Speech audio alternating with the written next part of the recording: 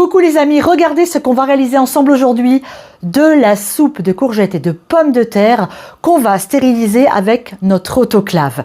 Ah oui, faire de la soupe, c'est pas forcément la bonne saison, mais c'est en ce moment qu'on prépare nos réserves pour tout l'hiver. Alors les courgettes débordent dans le potager, on vient de récolter les pommes de terre, il est donc temps de préparer cette délicieuse soupe. Vous allez voir, c'est méga facile à faire. On va préparer une base de soupe toute simple. Après, lorsqu'elle sera stérilisée et que vous la ressortirez, vous pouvez très bien y ajouter du fromage, du beurre, du gruyère, tout ce que vous aimez, de la crème aussi, évidemment. Mais pour l'instant, nous, on va faire une soupe très basique. Pour cette recette, on va utiliser notre autoclave CanMate, ici présent, le premier autoclave homologué en Europe. Précédemment, pour acquérir un autoclave comme celui-là familial, il fallait aller en acheter aux États-Unis ou dans certains pays du nord de l'Europe. Quels sont les avantages de l'autoclave par rapport au stérilisateur? D'abord, le premier avantage, c'est qu'il y a zéro risque de botulisme. Pourquoi? Parce que l'autoclave monte à plus de 100 degrés, 112, 113, 114, 115, 116 degrés.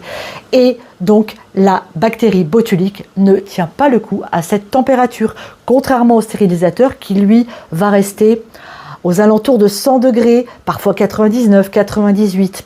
Et malheureusement, on a des risques qu'elle reste dans les conserves familiales. Alors attention, on se rassure, hein, ça n'arrive quasiment jamais. Personnellement, ça fait des années que je fais des conserves, je n'ai jamais eu aucun problème. Donc, ça, c'est le gros avantage de l'autoclave.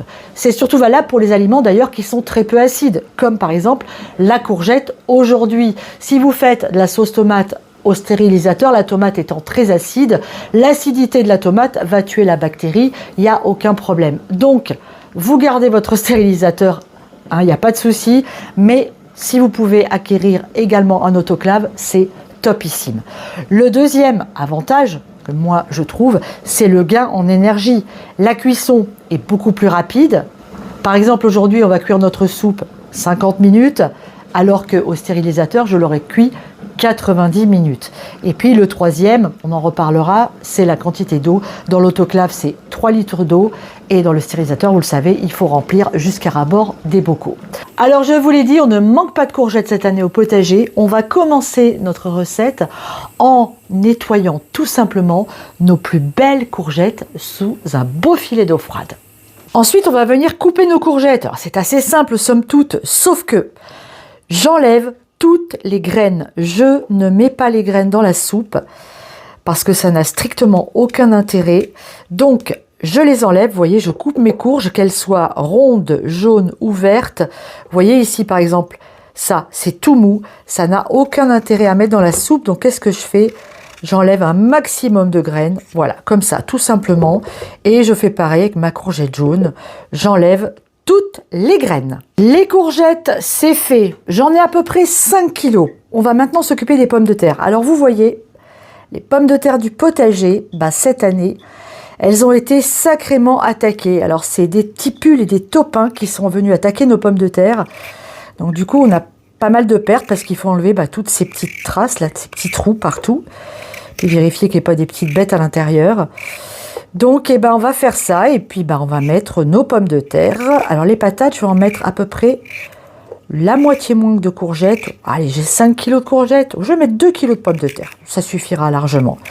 Donc, vous voyez, hein, il faut bien enlever tout ça. Mais enfin, elles sont quand même absolument délicieuses. Allez, c'est parti pour la corvée de patates. Une fois nos pommes de terre épluchées et rincées, on vient les couper en morceaux et les ajouter tout simplement à nos courgettes. J'ajoute à présent quelques feuilles de laurier, de l'oignon coupé grossièrement, ainsi que de l'ail. On assaisonne pour l'instant au pifomètre, on viendra rectifier après. On va mettre donc du sel, du poivre.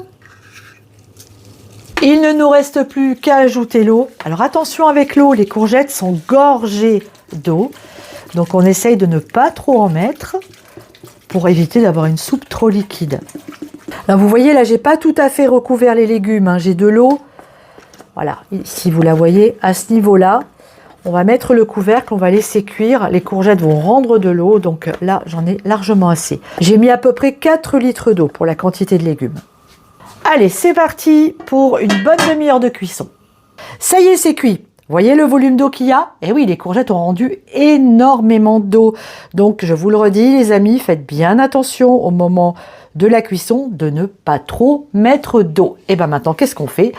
On va venir mettre un petit coup de mixeur plongeant. C'est parti! Voilà les amis, notre jolie soupe. Regardez comme elle est belle. Elle nappe parfaitement la cuillère. C'est impeccable. Alors, on va la goûter pour pouvoir rectifier l'assaisonnement. Et si vous pensez qu'il manque ou du sel ou du poivre, vous en rajoutez. Allez, maintenant, on va mettre ça en bocal. Avec la quantité d'ingrédients que je vous ai donné, j'ai réalisé 10 bocaux d'1 litre de courgettes. Des bocaux type le parfait. Des bocaux qu'on met avec des joints caoutchouc. Je vous ai déjà expliqué, les joints, on les fait bouillir un petit peu avant. Et ensuite, on les installe très délicatement. On fait bien attention qu'ils soient bien installés autour du couvercle de notre bocal. Donc ici, je n'ai pu mettre que 5 bocaux dans l'autoclave. Je ne peux pas mettre des bocaux les uns sur les autres. L'autoclave n'est pas assez haut. C'est pas grave, on va faire 5. Une fois que ce sera fini, on recommencera une deuxième fois pour les 5 derniers. Donc, à partir de maintenant, qu'est-ce qu'on fait? On vérifie d'abord notre couvercle. Ça, c'est très important. Sur le couvercle, première chose, on vérifie l'état du joint, qu'il soit bien installé. Ensuite, on regarde que notre petite goupille qui se trouve ici soit descendue, parce que c'est elle, une fois qu'elle aura remonté, vous verrez à un moment donné du processus, qui fermera définitivement notre couvercle. Donc on fait bien attention à ça. Avant de verrouiller mon couvercle, je n'oublie pas de vous dire que j'ai mis dans mon autoclave 3 litres d'eau. Dans l'autoclave, c'est toujours 3 litres d'eau, quelle que soit la quantité de bocaux que vous mettez. Donc c'est une énorme économie en eau par rapport au stérilisateur classique qu'on doit absolument remplir jusqu'en haut des bocaux. Allez, on met notre couvercle, qu'est-ce qu'on fait? On tire et on ferme. Et maintenant, on allume le feu. Donc les amis, si vous n'êtes pas encore équipés, je vous invite à acquérir plutôt un autoclave. Comme ça, vous êtes sécure, vous êtes tranquille. Et puis le prix, lui, est identique à un stérilisateur électrique. Sachez que vous avez un bon de réduction sur l'autoclave CanMate de 5% pour tout achat. Donc écoutez, profitez-en, c'est la saison des conserves en ce moment. Allez, je reviens sur ma cuisson. La vapeur s'échappe, ma goupille ici est remontée, ça veut dire que mon couvercle est fermé. Maintenant, je patiente 10 minutes. Ça y est, il est temps de mettre notre bouton pression. Hop, attention, c'est très chaud. On baisse un petit peu le feu. Et maintenant, on va attendre qu'il se mette à tournoyer. Et à partir de là, on pourra décompter le temps de cuisson. Ça y est, c'est parti, ça tourne. À partir de maintenant, on compte 50 minutes de cuisson. Et on baisse un tout petit peu le feu. Le temps de cuisson est écoulé, j'ai éteint mon feu. Maintenant, on va attendre que notre manomètre redescende à 0 avant toute manipulation. Mon manomètre est à 0. Ici, ma goupille est redescendue, ce qui signifie que mon couvercle est déverrouillé. C'est très important aussi. Et on peut maintenant enlever notre bouton pression sans aucun risque. Hop là! Et là, on attend à nouveau 10 minutes, un quart d'heure, 20 minutes avant d'ouvrir le couvercle.